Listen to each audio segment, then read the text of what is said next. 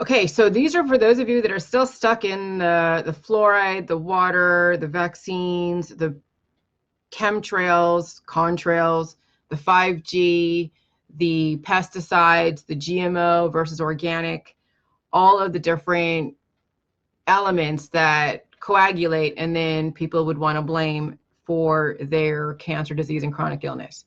So we really need to study what is behind what makes up an official diagnosis or an official ruling when it comes to intent and correlation equals causation. So we have to understand the degrees of trauma that are at hand, okay? And so when somebody gets shot by a gun or someone stabs somebody in the heart, there's no argument with the, if correlation equals causation. That gun or that knife was a direct correlation to that person's death. That's easy, okay? I mean, that metal is a conglomeration of elements, but the person behind the metal had the intent. Now, actually, we don't know that, because then you have to look at what was behind the person being stabbed in the heart. What factors led up to the end result of where somebody gets stabbed in the heart or shot? And that's where a court of law and the coroner's office and all the different law enforcement, the FBI and the CIA and all that, will then go in and investigate. That we know that the knife is what caused the death, but what were the events that transpired to that death? Okay, so that's in that area of murder and all of that and crimes being committed against people. Now, when it comes to all of the elements, all of the chemicals and the pathogens and what's in the water and the food supply and in the air and in the vaccines and in the medicines and all the things that we have now turned into a political platform, there is this never-ending question: does correlation equal causation? Okay, well, this is why we have specialists in the field. This is why we have the different watchdog agencies. This is why we have academia and biotech and the holistic allopathic world to gauge what would be relatively safe for the general population, though there's always going to be exceptions to every rule, always. But when you think about the general population's health, it's always on a spectrum and it's always a continuum. And then, of course, now we're seeing every generation is a bit more sensitive to their environment than the last generation. So, but we still have to be able to adapt to the environment. And when babies are born, yes, they might have their mother's natural immunity, but you're also now being exposed to an environment where all of these different strains of viruses and bacteria, which are not necessarily bad, but they do mutate. Okay, so you have new strains all the time that are being developed because we have very communicable people who are symptomatic, and they mutate these strains, and now you have a new strain that the natural immunity from the mother to the child isn't going to be able to be protected against unless there is some kind of protective layer, a layer of protection, even if it's a weak one. Okay, and then you're going to see different reactions to the proactivity that our government and officials have deemed to be necessary so we don't have a complete pandemic. Okay, back in the bubonic plague days, like, was it 15 million people died in Europe from the bubonic plague? That's like the earth cleansing itself in a way, because these are people who were very weak. Their internal universe was very weak. They could not adapt to their environment. The ones that actually, then it makes you wonder, well, why did this person stay alive back in the 1400s when the bubonic plague, but this person didn't? So you know who the ones that died, that were susceptible to catching that bubonic plague and dying? It is the elderly, and it was the children, and then the immunocompromised, the ones that were already very sick. Okay? So if you are so afraid and you are like reacting and trying to play the living in a bubble game where you're afraid of sulfur in the water. You're afraid of the fluoride in the water. You're afraid of the barium in the contrails. You're afraid of the 5G because of the radioactivity that you're already around anyways on a continuous basis, because that's part of the elements. It means you have a very weak internal universe. And so if two people, let's say, get exposed to the same conglomeration of elements, and then one person has 0 symptoms and the other person does, and the other person is symptomatic. So if one is asymptomatic and one's symptomatic, the one that is asymptomatic is able to process the universe and adapt, and nothing's amiss. The one that is symptomatic, guess what? They have a weak body. Guess what? They were going to already have the issue no matter what in another context. So we have an authority, which is biotech, academia, the government, that knows predominantly what the general population can handle. And no matter what, when you do have a change in your environment or a change in your homeostasis, you're going to have an upset. You're going to feel the change. And if you have a weak body, that change is going to be very, very pronounced. You're going to feel it. The ones that have very strong bodies will be exposed to elements, be exposed to elements that are not going to be totally overwhelming, but will be exposed to elements and bacteria and viruses, and their body is going to be fine. They're not going to feel any symptoms. They're going to be acting as if nothing existed. The only way they knew that something was existing in the environment is because they saw a friend of theirs who is weaker succumb to their environment. And so this is why you can never say that the fluoride caused your calcification. This is why you cannot say that the chemtrails caused your lung issues.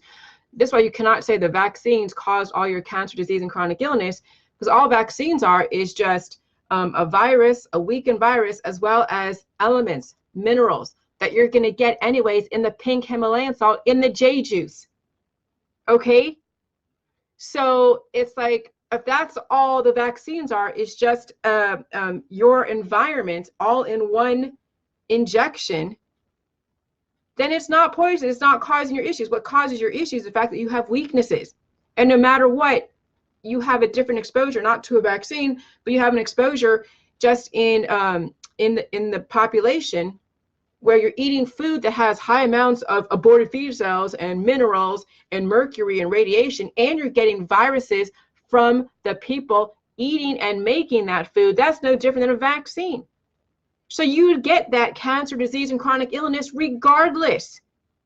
So can you say that then correlation equals causation, that the vaccines cause your issues? No, you have a weakness that you couldn't handle your environment regardless, and you wouldn't be able to handle the aggressive form of that virus in your natural environment. If you were to go to some Candlestick Park and you're eating the food, the garlic fries, okay? You wouldn't be able to handle going to those types of venues because you can't even handle a stupid vaccine that gives you a tiny layer of protection. But believe me, these viruses mutate because people are sick and weak, and they mutate viruses because they're pathogenic, and then they're communicable. And so every single time they cough on you, they're giving you a new version of the same virus, but a stronger version.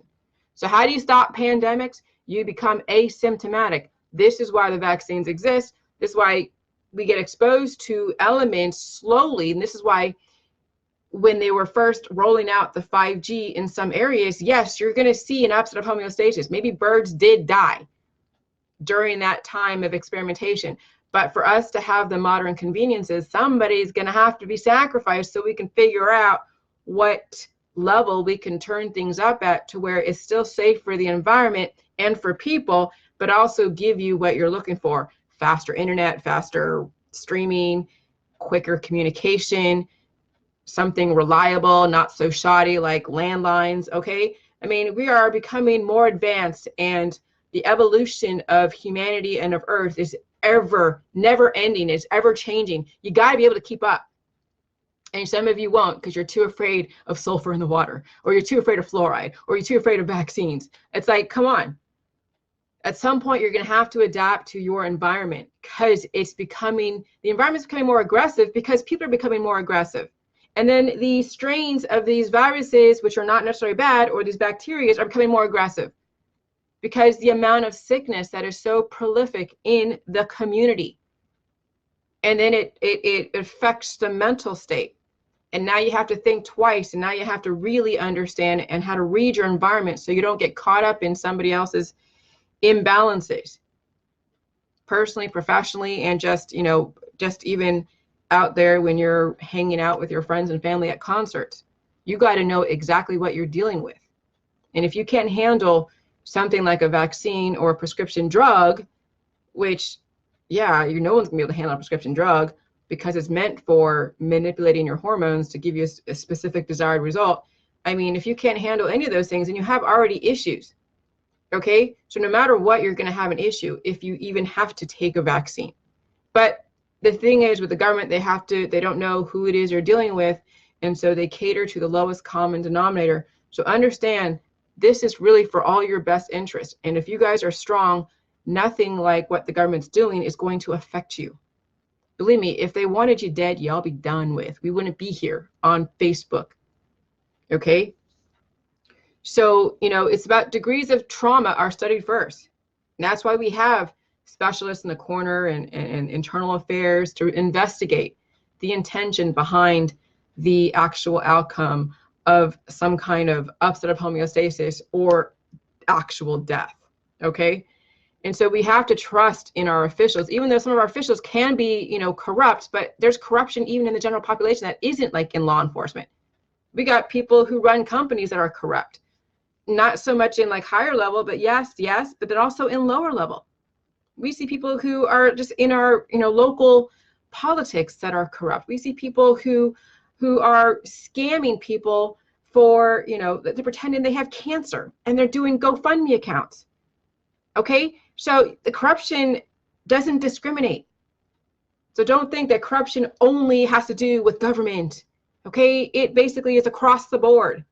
So how do you deal with corruption? You get your body well balanced so you can read your environment correctly and sidestep being a victim of corruption. Because really, predominantly, the overall government really has your best interests at heart, with a few bad apples and a lot of good apples. You just have to know how to read everything and then know what really is going to affect you and your family and what isn't. And then you know how to counter the forces with the right elements. And then you don't have to worry about whether or not correlation equals causation, because you'll counter it regardless. No matter what, you'll counter it. And then if something is something like a murder, then you let the officials figure out if correlation equals causation and the intention. And then it may even have to go to trial. It may even have to go through a court system, through the Supreme Court, the lower court, Superior Court, small claims court. Let the law decide what is, if something is the causation and then the correlation, if it's a major factor. And science is always changing as far as its hypothesis and the outcome. Nothing is settled in science except life or death. How you get to life and how you get to death is always going to be ever fluctuating. Okay? But when it comes down to it, the actual outcome that you really need to be worried about is whether or not it's going towards life or going towards death. And so the Jade Juice is helping you discern between what is a life protocol and what is a death protocol. And then all points in between on how you get to life, on how you get to death. And then there's all about fractional proportions, how much more of a life-giving formula versus a death-giving formula that will then translate to the outcome of life on a continuous basis. And then the whole thing with the death process, how much more of the death process are you going to implement to have the death be quicker or prolonged to where you're kind of like slowing down the death process, but the eventuality of death is going to be there.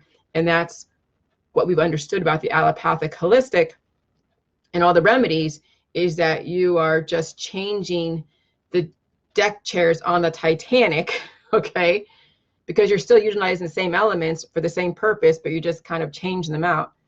But on the as far as the Jade Juice, you're taking elements and understanding the manifestations of the body and you're configuring them to then have an outcome of life, and then a specific measurable result is seeing the changes in your body, mind, and spirit, to where you're not out there racing against time and racing against somebody else and racing to die.